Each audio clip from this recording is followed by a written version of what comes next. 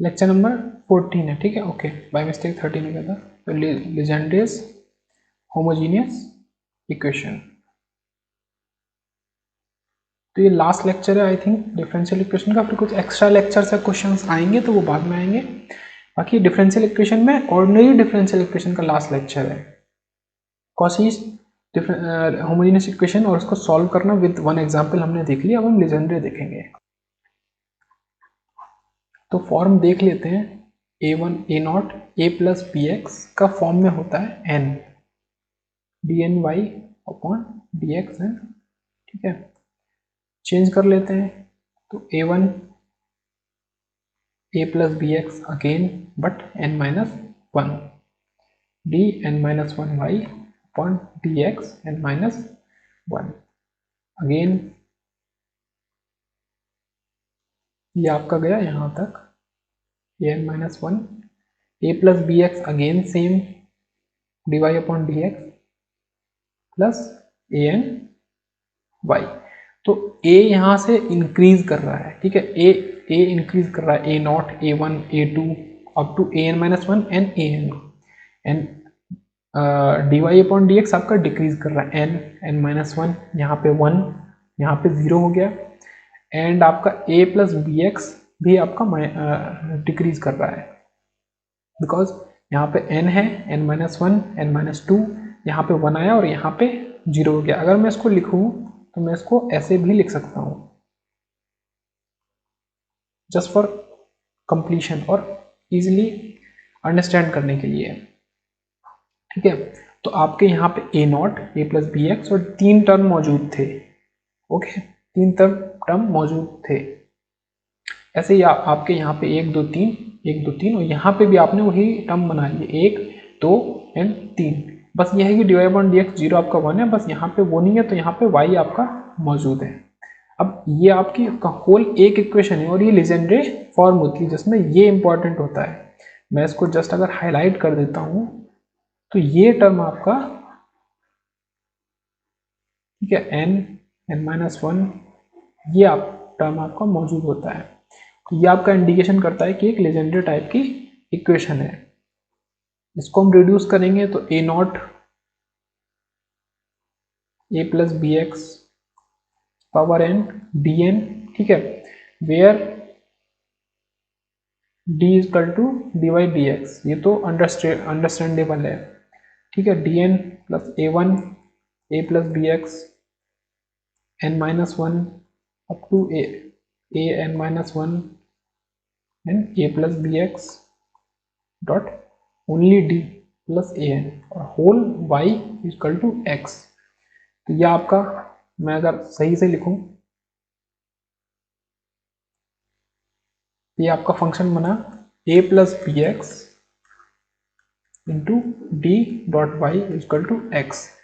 If I compare, आपका previous one था D dot X into Y equal to X, and अगर आप simple से कंपेयर करेंगे तो आपका जो रेगुलर होता है वो होता है f d dot Y equal to x, ठीक है। ये आपका होता है विद कांस्टेंट कोफिशिएंट, ये आपका होता है विद वेरिएबल कोफिशिएंट, उसमें दो टाइप, ठीक है, ये कॉशीस ये लीजेंड्रे। तो यहाँ वहाँ पे आपका सिर्फ x मल्टीप्लाई होता है, यहाँ पे a प्लस बी एक्स का टर्म मल्टीप्लाई होता है तो x, बट उसमें b मल्टीप्लाई है प्लस उसमें a ऐड है। तो ये तो हो गया रिप्रेजेंटेशन। अब हमको कुछ सब्स्टिट्यूशंस करने और फाइनल एम हमारा क्या है, एक कांस्टेंट कोफिशिएंट LDE हमको बनाना है, ठीक है। ये एक वेरिएबल कोफिशिएंट LDE है। यही चीज़ हमने कॉशीस होमोजेनियस इक्वेशन में करी थी एंड सिमिलर हम यही करें, क्योंकि हम सॉल्व तरीके हमें तो पता है सिर्फ कांस्टेंट कोफिशिएंट को सॉल्व करने के, तो हम इसका नया तरीके की बजाय हम सीधे इसको चेंज कर लें। तो हम पुट करेंगे a plus B x equal to e z, वहाँ पर हम x को ई जेड रखते थे, यहाँ पे हम इसको रखेंगे, देन x इज हमारा e z minus a upon b और log a plus B x equal to z. तो ये आपके दो रिलेशन आएंगे, ये आपने रखा था, ये डायरेक्ट इधर से ला गया तो लॉग बेस ही बन गया तो z इक्वल टू, ये तो आपके दो रिलेशन आए, और d1 आपने d अपॉन dz को दिया, ये आप पीछे से देखते हुए चल रहे हैं, ठीक है। ये कंडीशन आप इससे फेमिलियर हैं। ऑल्सो क्या सब्सटीट्यूशन एक्स्ट्रा हैं, a plus B x into d equal to b d one, ठीक है। अगर हम कंपेयर करें, if you are just comparing, तो x dot d equal to d one होता था, तो यहाँ पे x का कोफिशिएंट जो है b, तो उसको हमने यहाँ पे भी डाला हुआ है, and then a plus B x का square D square equal to B square D one minus one, ठीक है। सेम, कोई ज़्यादा डिफरेंस नहीं है, बट बस वही है कि वहाँ पे क्या होता था, एक्स स्क्वायर डी स्क्वायर, तो डी वन माइनस वन, यहाँ पे x का कोफिशिएंट b है और ये स्क्वायर का टर्म है, तो हमने b स्क्वायर से मल्टीप्लाई कर दिया एडिशनल, और यहाँ पे b से कर दिया। तो ये किसके कोफिशिएंट्स हैं, अगर कोई किसी को याद नहीं आ रहा हो, या कोई ये कॉशीस इक्वेशन के हैं, और ये आपका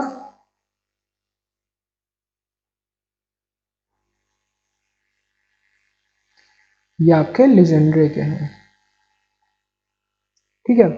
तो एंड सो ऑन, फिर a प्लस बी एक्स का होल क्यूब डी क्यूब, ठीक है, b cube d one minus one, फिर डी वन माइनस टू, ये आपके सब्सटीट्यूशन है। अच्छा, इन सब्सटीट्यूशन का फायदा क्या है कि इन सब्सटीट्यूशन को करके आप वेरिएबल कोफिशिएंट एल डी को कांस्टेंट कोफिशिएंट एल डी बना लेंगे, फिर आप सॉल्व कर लेंगे। एक एग्जाम्पल से हम अपना देखेंगे कि कैसे हम समझ सकते हैं। फॉर एग्जाम्पल आपको एक इक्वेशन मिली है ऐसी, अब आप जस्ट शुरू में कंपेयर कर लेंगे तो आपको समझ में आ जाएगा a प्लस बी एक्स का फॉर्म है ये, तो एक लेजेंड्रे टाइप की इक्वेशन है, ठीक है। ये तो आपको तुरंत समझ में आया। अगर सिर्फ एक्स स्क्वायर इंटू ये होता तो आपका कॉशीस फॉर्म होती, और ये वेरिएबल नहीं है, कांस्टेंट होता तो फिर कांस्टेंट है। वेरिएबल में ये दो केस ही होंगे आपको, अगर गिवन में, क्वेश्चन में गिवन होंगे, या तो कॉशीस होगा, मतलब x square d two y upon D x square plus x into, या फिर इस टाइप का होगा ए एक्स प्लस बी, ठीक है। और बाहर कोफिशिएंट तो कुछ भी मल्टीप्लाई हो सकता है, कांस्टेंट तो कुछ भी, 5 कर दिया 1 कर दिया, कोई दिक्कत नहीं है, ठीक है। तो ऐसा है। अब आप इसको ऐसे भी लिख सकते हैं 3x plus two square and this is D square plus 5 3x plus two dot D minus 3, और होल के बाहर अगर आप देखें तो आप y लिख सकते हैं, y equal to x square plus x plus one. अब हम अपने सब्सटीट्यूशंस कर लेते हैं, और ये एक लेजेंडरी फॉर्म है।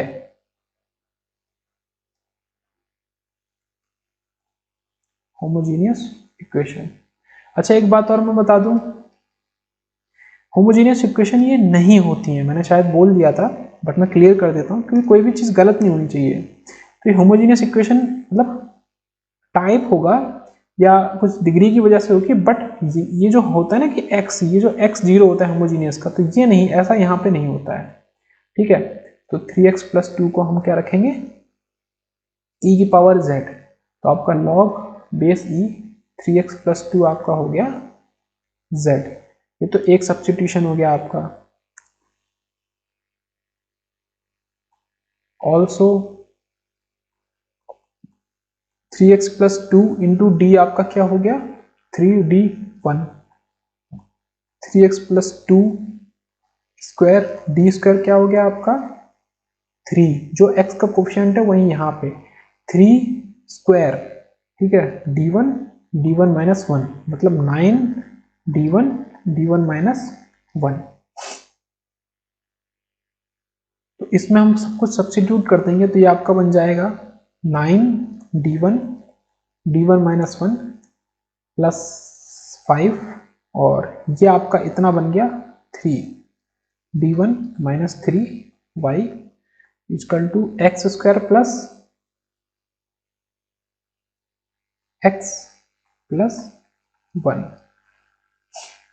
ओके, इसको सॉल्व कर लेंगे तो 9d1 square minus 9d1 plus 15d1 minus 3y equal to x square plus one.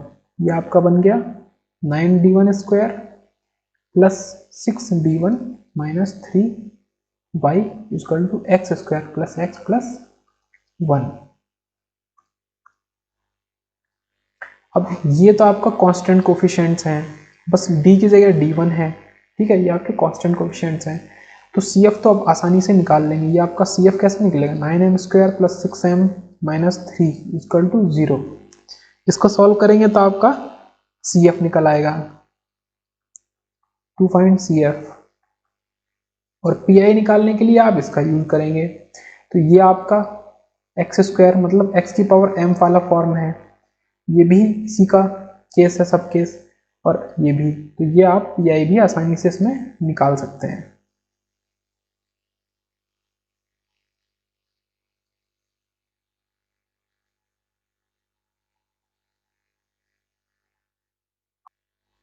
अच्छा, अब हमने सब कुछ z के फॉर्म में बदल लिया है और d1 के, तो हमको इसको भी चेंज करना पड़ेगा।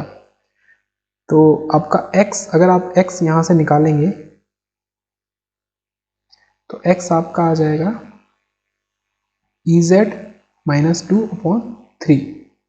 तो आप कर देंगे Ez माइनस 2/3 का whole square plus Ez minus 2/3 plus 1। Okay, तो 9 आपका होल, इसका स्क्वायर 9 बन जाएगा। तो E2z प्लस 4 माइनस 4EZ, ठीक है, ये 3 इधर मल्टीप्लाई हो जाएगा, तो 3EZ माइनस 6 प्लस 3। तो आप इसको भी हाथ के हाथ सॉल्व कर लेते हैं। For PI, to find PI आपको इसकी जरूरत पड़ेगी, ठीक है। E2z तो एज इट इज रहेगा, प्लस 4 प्लस 3 7 माइनस 6, तो ये हो जाएगा आपका 1।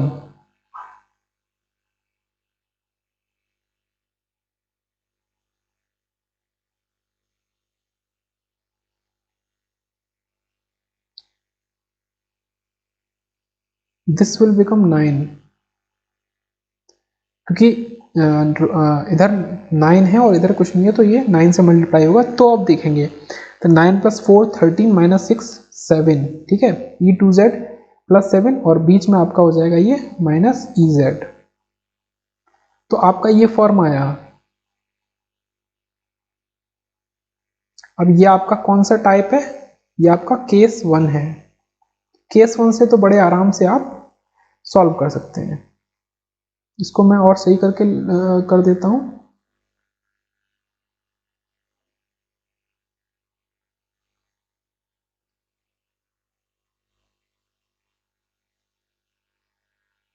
नाइन,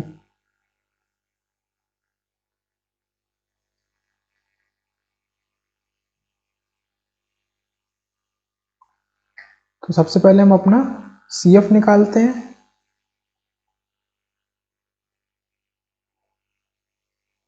ठीक है। तो CF निकालने के लिए इस इक्वेशन को, अच्छा इसमें हम देख रहे हैं कि 3 का फैक्टर एक्स्ट्रा है, तो इस 3 को हम इधर भेज देते हैं, तो ये 1/27 हो जाएगा। तो ये आपकी इक्वेशन हो जाएगी 3m square plus 2m minus 1 equal to 0। Equal to 0 तो हमने किया है, बाकी यहाँ से हम 3 कॉमन करके दूसरी साइड को भेज सकते हैं। तो ये आपका हो जाएगा 27, इसमें 3 भी मल्टीप्लाई कर दिया है, ठीक है।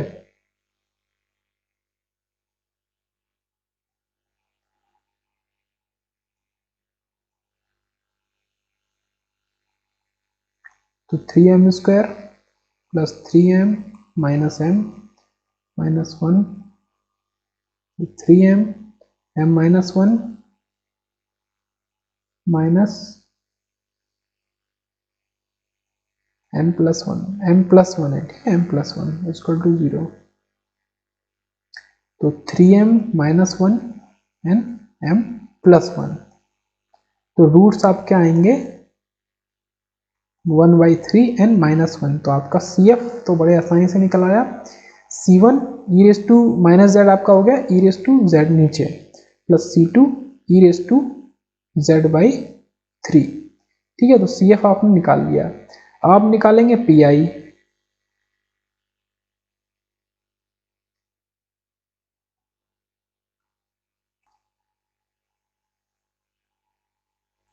हाँ तो मैं बता देता हूँ, ये आपका PI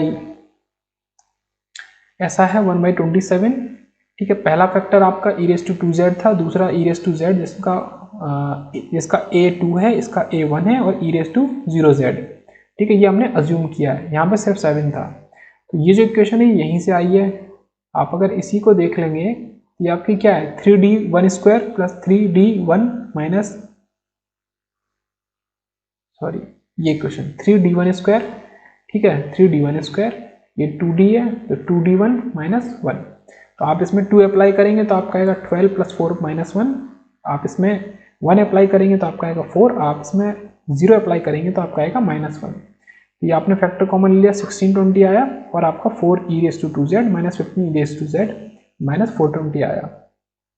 वापस e⁻z की जगह आप 3x प्लस 2 लगा देंगे तो आपका जो फाइनल PI आएगा, देखो फाइनल CF तो ये आया, इसमें भी e⁻z की जगह आप 2 प्लस 3x लगा देंगे और फाइनल PI में भी आप लगा देंगे। तो मैं सेपरेट लिख देता हूँ, कंप्लीट सॉल्यूशन आप लोग खुद समझ लेंगे, लिख लेंगे। तो 4 3 प्लस 2x का, क्योंकि e⁻2z है तो स्क्वायर, हमें बस e⁻z पता है, minus 15 3x plus 2 and minus 420। तो ये PI आया, CF हमने ऊपर निकाला था, एक कंप्लीट सॉल्यूशन इनको ऐड करके आ गया। तो हमने क्या किया वो हम देख लेते हैं। हमको एक AX प्लस B टाइप का क्वेश्चन गिवन था जिसमें 3x प्लस 2 गिवन था। ठीक है, तो उसको देख के हमने समझ लिया। और ये वेरिएबल कोफिशिएंट है, वेरिएबल कोफिशिएंट है तो दो ही पॉसिबिलिटी हो सकती है, या तो कॉशी होगा या लेजेंड्रे होगा। तो कॉशी नहीं है क्योंकि वो x डॉट डी होता है, ये x a plus B x dot d होता है। तो सॉरी ax प्लस बी, हाँ तो हमने क्या किया, पहले तो इसको d² लिख लिया। ठीक है, ये तो हमारा ओल्ड अजम्पशन है ही। ठीक है, d equal to d upon D x, तो हमने इसको लिख लिया d², इसको d, तो it is legendary homogeneous equation. अब हमने क्या किया, अज्यूम किए 3x प्लस 2 को हमने e⁻z अज्यूम किया। ठीक है, जो ये था, तो हमारा log z कितना आ गया, log 3x plus 2 base e, also 3x plus 2 into D को हमने 3d1, 3x plus 2 whole square, डी² को हमने 3², ठीक है, इंटू d1 माइनस 1, तो ये हो गया 9d1 माइनस 1। ये सब हमने पुट कर दिया यहाँ पे। तो हमारी फाइनल इक्वेशन आई 9d1² plus 6d1 minus 3 into Y equal to this. अब हमने सब कुछ चेंज किया है, तो हमने x को यहाँ पे e⁻z माइनस 2/3 जो हमने सॉल्व किया था ऐसे, x हमारा e⁻z माइनस 2/3 था, ये रख दिया। तो आपका जो RHS आया वो कुछ ऐसा आया, और ये आपका LHS आया 9d1² प्लस 6d1 माइनस 3। इससे आपने 3 कॉमन लेके भेज दिया इधर, दिया आपका हो गया 27। तो अब आपको निकालना है CF। तो आपकी इक्वेशन आई कुछ ऐसी 3m² प्लस 2m माइनस 1। उसको सॉल्व करके आपका m की वैल्यू आई 2, 1/3 है माइनस 1, तो C1 आया, CF आया आपका C1 upon e⁻z plus C2 into e⁻z/3। अब z की जगह आप 2 प्लस 3x रख देंगे। सिमिलरली आपने 1/27, ये आपका FD1 था तो आपने ये पूरा रखा, e⁻2z और यहाँ पे 7 है तो e⁻0z हमने खुद रख दिया। तो ये आपका केस 1 बन गया PI निकालने का। तो आपने यहाँ पे 2 रख दिया, इसमें आपने 1 रख दिया, तो ये सब सॉल्व करके आपका आंसर आ गया 1/1620, 4 इंटू दिस का square minus 15 into this minus 420। ठीक है, लेक्चर खत्म होता है। तो ODE ऑर्डिनरी डिफरेंशियल इक्वेशन लगभग नहीं, कंप्लीट यहाँ पे पूरा हो गया। अब कुछ क्वेश्चन या कुछ एक्स्ट्रा होगा तो बाद में लेक्चर आएगा, बाकी हम अब इसके नेक्स्ट बेसिक कैलकुलस देखेंगे एंड देन हम PDE पे तब आएंगे, जब हम पार्शियल डिफरेंशिएशन कैलकुलस में पढ़ लेंगे तब हम PDE पे आएंगे।